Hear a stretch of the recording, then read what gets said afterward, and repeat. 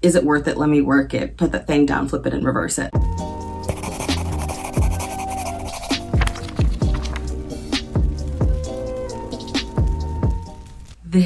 This right here. Do you see this? This is how close I was to filming this video in the nude. It is 2 a.m. and it is 95 degrees. I've been trying to film this video all day, but Minnesota is in a heat wave and it is bad. There's no way I could film this during the day. It was a miasma. Thor is playing God of Thunder outside of my window, so now it's thunderstorming. Enjoy this nice stormy ASMR. This video is going to be as messy as Jessie is all day, every day on this channel. Y'all know what you signed up for. You know what you signed up for, but I'm not kidding. I was this close to being naked in this video. I was like, can I just be naked and then blur my bits out?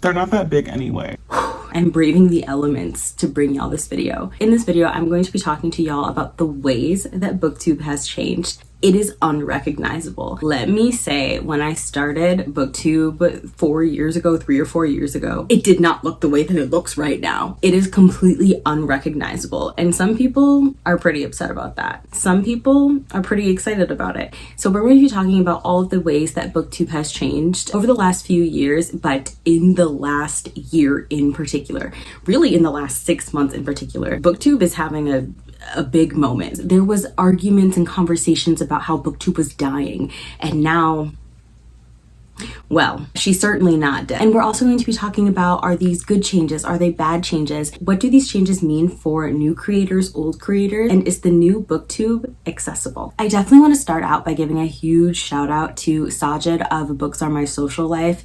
They have talked so much, really consistently for years, about BookTube and its evolutions. And I just love his videos, so definitely check them out. He is absolutely wonderful, a ball of joy. Great social commentary and great BookTube commentary. Let's talk about what BookTube looked like when I joined in, I think, 2017 or 2018. I cannot believe it's been this long. It's insane. I feel like Father Time. I feel like I've definitely grown with my channel. Everything is unrecognizable. Nothing is the way that it was. And when I started on BookTube, there were a few key ways to grow. And one of those ways is something that no longer exists on BookTube. And that is tags. Hold your horses, okay? Slow your roll, Pegasus, because I'm not saying that tags are no longer on BookTube and that no one is doing tags. I just got tagged in Jan's latest tag video. Booktubers are still producing tags, but the way that you grew on BookTube back in the day was doing them. This is how you got the word out about your channel. You could make content, you could make creative outside of the box content, you could make wrap-ups, you could make all of these, BookTube staple content while also branching out, and your tags would get you the most views. It is definitely not the case. For example, when I post a tag, it's some of my least watched videos. The YouTube algorithm is not interested in promoting BookTube tags. In my YouTube recommendations, I no longer see creators who are uploading tags. That was a way that you used to find new bookish friends, BookTube creators who were new to you. And it's just not like that anymore. I have a great appreciation with tags because of the fact that they helped me find so many of my BookTube friends, as well as just helped me find new booktubers to watch, booktubers that I still watch to this day. They're also really fun. They're quick, they're fun to film. That's kind of the issue, unfortunately, is that they are short form and quick. And that's going to get into another one of my changes that we're not going to talk about quite yet. But unfortunately, the fact that what was once so appealing about tags, being that they were quick, they were easy to film, you could kind of watch them on the go, is actually its downfall now, which is very, very unfortunate. BookTube also used to be really well known for doing dedicated reviews. That was kind of the standard. When BookTube was kicking off, booktubers kind of had two goals. One, to interview authors. That was like, oh my gosh, I want to get an author on my channel, I want to talk to an author, I want to interview them, I want to unpack their latest book. Booktubers were really, really excited about the opportunity to interview authors. The other thing that booktubers were really into was doing dedicated reviews. You take 20 minutes and you just dig deep into a book and the themes, what you liked, what you didn't like, the audience for it, the things the authors did really well, things that you wish would have been done, like that kind of thing, really dissecting this book like a piece of meat. And now BookTube has a far shorter attention span. People are so much less likely to click on a dedicated review in favor of clicking on a video that has tons and tons of books in it. Just so much more variety. And a big part of the reason that this is the case is because of Reels and TikToks and how that has created an even shorter attention span. Before, YouTube was like a longer sit down thing. Now it's all flashy and creative and exciting, and it's like how attention getting can you be? BookTube has become about variety. It has become about quantity. And so because of this, dedicated reviews are doing less well than they ever have. Now, it is still the case that dedicated reviews will do really well over time. They are still evergreen content. Dedicated book reviews, even though they unfortunately won't get that satisfying like tons and tons of subscribers and views right away, people who are searching out that book are going to click on your review because you're one of the few people who've been putting out like book reviews or who are reviewing that specific book, that kind of thing. So I'm not saying this to discourage dedicated reviews. I'm not saying any of this to discourage whatever kind of content that you want to make. I'm literally just making observations and, giving my opinions on whether these are good or bad things and that kind of thing and how it's affected me and my channel. Now we have to talk about BookTube staple content. So back in the day, and it's so weird just to freaking say this, I feel like I'm a dinosaur, but back in the day, you grew by making BookTube quintessential content, wrap-ups, TBRs, a reading vlog, but really predictable content that booktubers are kind of obligated to create. And there was a lot of discussion, and I mean a lot of discussion, very important dialogue about how stifling this was and how annoying and how repetitive. And even a lot of subscribers were saying, this gets so stale, like I want some more variety, I want some more spice. I can say for me, for my channel, my TBRs are now the lowest watched videos on my channel versus before they used to be the highest. And I even have like a TBR game. I have my TBR cards that I play every single month and I love them, but that's just not what BookTube is interested in unless you are really lucky and you have like subscribers who are consistently watching your videos. My subs are pretty damn amazing, so definitely like OG subs are still watching my TBRs, but they're not something that will help you grow the way that they used to be, and that's weird. And I remember it might have been BookCon 2019. I cannot remember.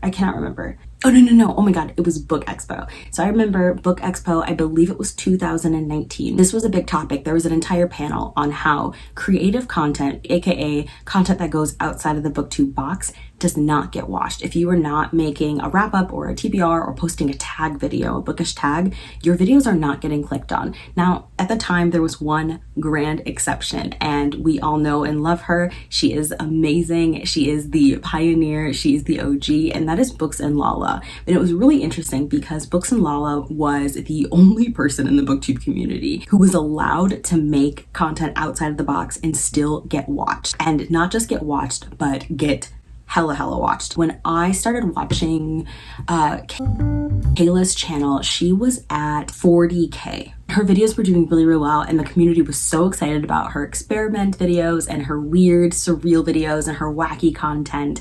But when the rest of us would post kind of similar content, it would not get watched. And so she was like this really cool exception where she was allowed to make the out of the box BookTube content and it still get views. Like, don't get me wrong, Books and Lala is far from the only OG booktuber who's been making those kinds of videos, but she is the only booktuber, at least that I know of, where droves of people would watch those videos years ago. That was not heard of. OG booktubers and OG like BookTube subscribers, I know y'all know who I'm talking about. Comment down below. She did all of these skits. She had like a Jane Austen skit, and she was making all of this content that is so popular now, but nobody was watching it because they were bookish skits, and that wasn't popular, like that wasn't cool. And it was the same thing for me. Like when I joined BookTube, the reason the reason that I joined this book community was to make just nerdy, creative, bookish content. Those of you who have been on my channel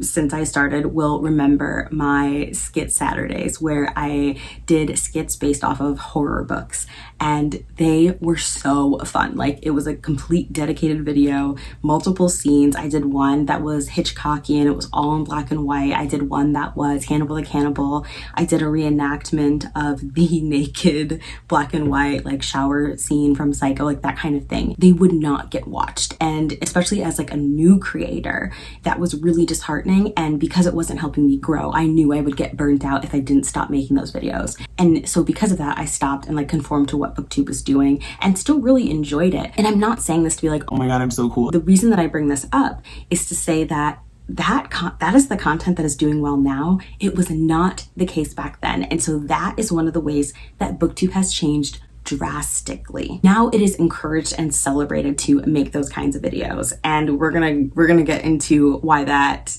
is not necessarily a good thing for everybody in a little bit. The next thing I'm gonna talk about is annotating. I was just watching Hannah of Clockwork Reader's latest vlog, and she made an amazing comment that like literally I had to pause and crack up and then resume playing the video because I crumbled like a cookie. And she said, she was talking about annotating, and she was like, yeah, annotating in books is accepted now, but back in the day people were puritanical about writing in your books. And it was so funny because that is literally the way people were when I started on BookTube. If you so much as breathed upon a page, you would get hate comments, and God forbid you dog ear a book. But now people are painting in their books, people are defacing books, people are annotating, marker, highlight. Is it worth it? Let me work it. Put that thing down, flip it and reverse it. Like, it is not a joke. Annotating videos have just like exploded. And just annotating in your books itself is also very, very much like encouraged. And so that's another way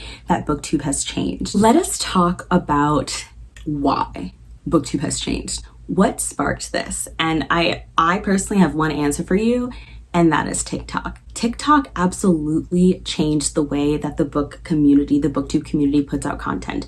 Why? Because with the growth of TikTok, with its explosion, now there were all these different opportunities for bookish creators that didn't exist before. And there was a lot of competition. And since TikTok is a short form platform, it put a lot of pressure on booktubers to create content that would appeal to the TikTok audience, especially with BookTok leaking into Barnes & Noble. This was the pivotal moment for the BookTube community changing, was all of those as seen on TikTok, tables that were being put up in Barnes & Noble, and these fucking stickers on books and all these lists, and everybody just going absolutely insane over BookTok. And I'm not dissing BookTok, but I am saying we can all agree that it has been freaking everywhere. BookTok is the plague that none of us realized was coming. And because of that, it definitely changed the way that people interacted on YouTube. And another part of the reason why this happened is because now the BookTube community had eyes on it. And this was something that we talked about for so many years. Talked about how BookTube is a very niche market.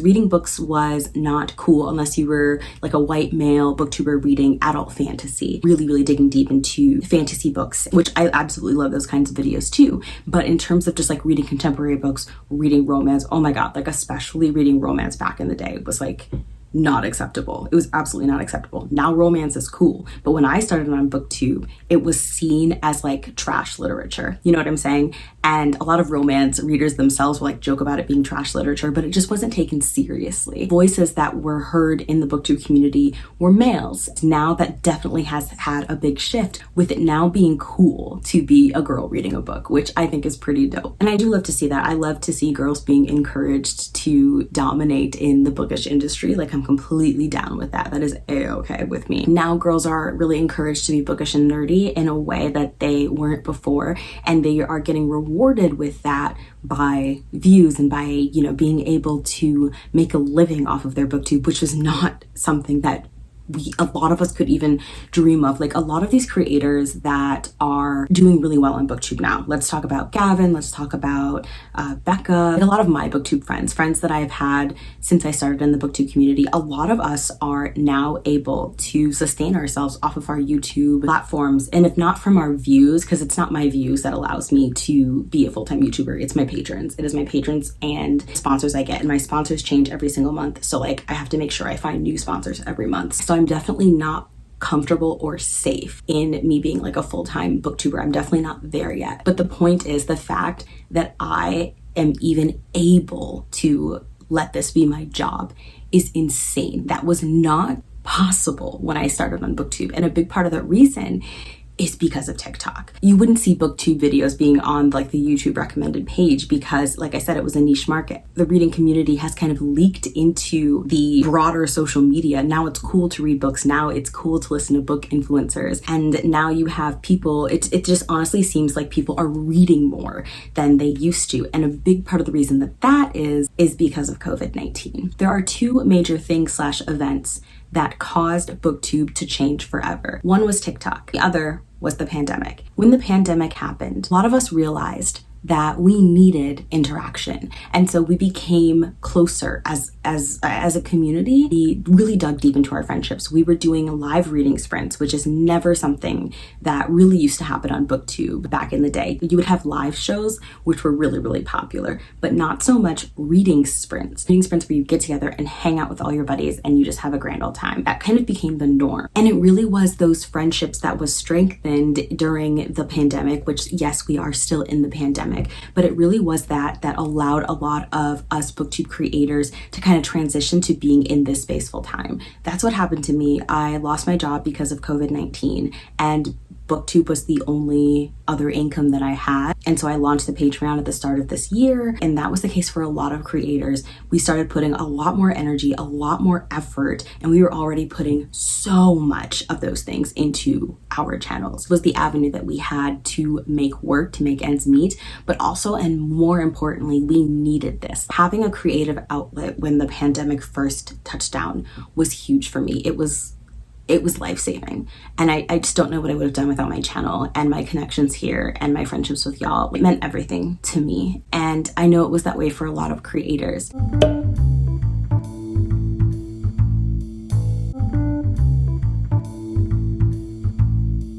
This is where things get dicey because of the fact that BookTube now has more eyes on it and is being opened to a broader audience. That means the content has to then shift in order to accommodate what YouTubers are used to watching. What does that mean? Wacky, zany experiment videos that are challenging, videos that are like a full fucking production, videos that take a lot of time and effort because YouTube is a competitive space, TikTok is a competitive space, Bookstagram is a competitive space. So you're seeing a big rise in experiment videos. Now these videos are everywhere. Everybody is making experiment videos. And there's also a lot of pressure to not just make experiment videos, but make the most crazy out of the box videos possible. And to take these staple BookTube videos like TBRs and wrap-ups and put a wild spin on them in order to stay relevant and to test your own creativity, right? And so I want to make it very clear that I'm not saying that this is only for views and likes. A lot of this is creators realizing that we can broaden our horizons, that we can challenge ourselves and challenge our skills and not just keep making the same kind of content, which is really, really fun as a creator. Like that's why so many of us do this, is to grow and to change. And then the other side is, yes, like this is also what's popular. Both things can be true and neither of them take away from the other. Like creators should not be shamed for adapting to, staying on trend. And creators also should not be shamed for wanting to challenge themselves. All of those things are good things. The downside to this though, the downside is that it makes it that much harder for creators who are starting out to get seen. It makes it that much harder for creators who are not doing this full time, who don't have the privilege of doing YouTube full time. They don't have the energy, the time in order to put into these big production videos. Sure, they have time to do a sit down video, a wrap up, a tag. And that used to allow you to grow, but not anymore. So therefore it makes it even harder for people of lesser economic status, people with busy families, people that are single parents, people with disabilities, people who are mentally ill, BIPOC folks, etc. And especially people at all of those intersections or at any of those intersections, it just makes it even harder to be seen. And we've been talking for years about how difficult it is already to be seen in this space as any of those things before it became super competitive. And so overall, I am thrilled about the change because like now it's okay for me to make the kind of content I've wanted to make from the beginning. But the downside is, what about the other people? And what about people who just aren't interested in making those videos? Creators, I mean. Now they're worried about the future of their channel. And so my suggestion for those of you who are like, okay, I want to help out those creators, watch them. That's what I do. I make sure that I prioritize the people in my subscription box who are not making experiment videos because I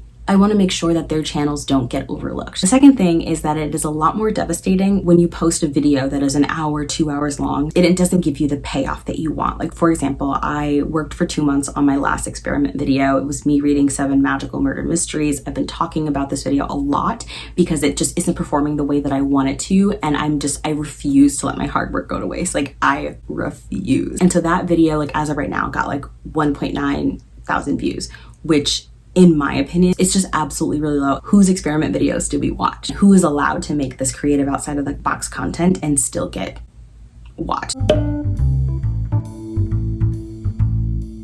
I also really want to talk about the ways that my channel is going to be changing too. I just really want to keep those of you who've been following me for a while informed to let y'all know what you can expect on this channel. So you are definitely going to see me do a bunch of experiment videos. I'm actually really excited to be able to make that content. Like I had said, that is the content that I've been wanting to make since I started on BookTube. And I'm really excited. Can't wait to test my creativity. Those kinds of videos are just really fun. They're some of my favorite videos to watch. And if you have any suggestions on experiments that you'd like to see me do on this channel, just let me know. I'm super excited. I'm also going to be reinvigorating a lot of my series. I have a bunch of series on my channel that only have one video. And the reason for that is because when I launched those series, creative videos were not supported. And now I'm hoping that BookTube is in a better space for me to make those videos. So I'm going to be reigniting my Baddie Brujas series where I read witchy Latin books, and I'm very excited about that. I'm going to be reinvigorating my Black Girl Magic series where I critically analyze and review the depiction of Black girls in science fiction fantasy. I really want to get back into making dedicated annotate with me videos. I started that series I think last year or at the very beginning of this year. I can't remember which. I think it was last year actually.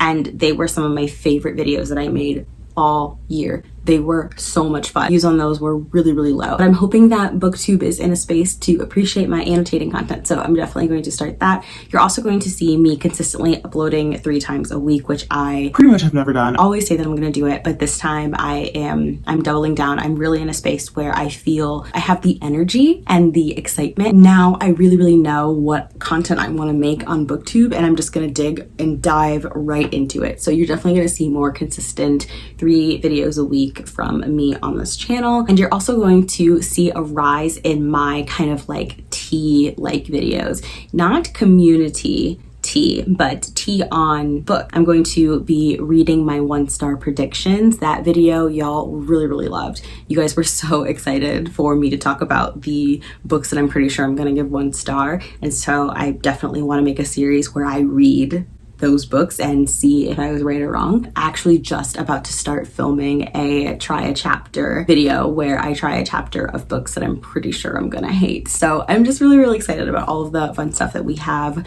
planned for y'all. I also am going to be doing my wrap-ups differently. I stopped doing wrap-ups on this channel and I miss doing that. Part of the reason that I don't do wrap-ups anymore is because I get really overwhelmed. I think I'm going to change my wrap-up style. Please comment down below and let me know what you think of this. But what I'm thinking is changing my wrap-ups so that every time I finish a book, I just sit down, review it while everything is still fresh, and then I save that clip and I string all of those clips together at the end of the month, and I'll make like an introductory clip giving my statistics and all of that fun stuff. Those are going to be my wrap-ups. It's just so much more accessible. It's so much less anxiety inducing. I think it's just going to be a lot more fun. So let me know what you think of that wrap-up style. style. I'm a little bit nervous about this, which is why I haven't done it, which is why I haven't posted any wrap-ups. And I'm nervous about it because I'm worried that people won't watch it since it's not your typical wrap-up. I just haven't been posting them. So I'm like, okay, well, if the alternative is not posting wrap-ups, then I might as well just do it the way that I want to fucking make them. One of the upsides to all of this is that now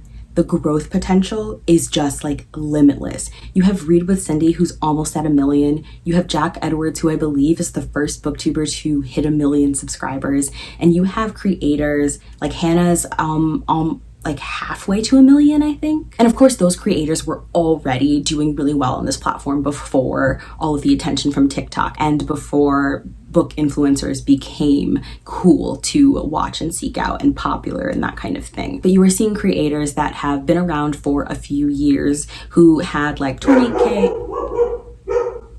She's really excited. Oh, it's 2 in the morning. It's 2 in the morning. What could you possibly... Is there a burglar?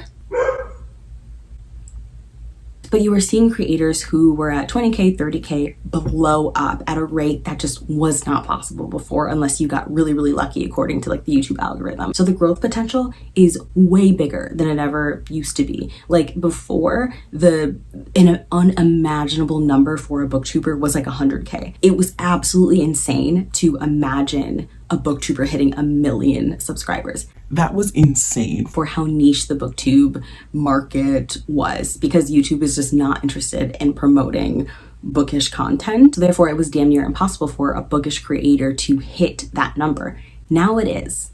Now it is 100% possible and also plausible if you're doing all of the right things. And so this discussion is not going to be one where I gift wrap the solution at the end of it, because I think that this is something that we should have community input on. This is just my perspective. I could be wrong about some or many of these things, and I just would love your perspectives. Let's talk about this in the comment section down below. Do you think that these changes are good? Do you think that they're bad? Who do you think that these changes hurt the most? Are you annoyed? Are you sick of all the experiment videos? Absolutely love perspective from y'all as subscribers, viewers, and also of course from my fellow booktubers. I'm just one person, and this is like, in trying to talk about the entire community and how it's changed is really hard because of course my scope, my view is limited to who I watch. Mind you, I do have a very, very, very diverse subscription list. I watch so many different types of booktubers, so many different types of book reviewers, that kind of thing. So I feel like I do have a really, really good grasp on what's going on in terms of like the booktube community trends. You know, I could be wrong, and I like being wrong because it gives opportunities to hear y'all out. So that's gonna do it for this video. If you made it this far in the video, why don't you comment with I want something that signifies change. Maybe like a weather emoji, any weather emoji, rain, storm, clouds, sun, whatever the weather. I think that would be really, really fun. If you want more content from me, I do have a Patreon where I post exclusive content for my wonderful patrons, and that is going to be in the description box below, but all of my social media links are there as well. Until next time, stay safe, be good to yourselves, be good to others, and I hope to see you in my next one.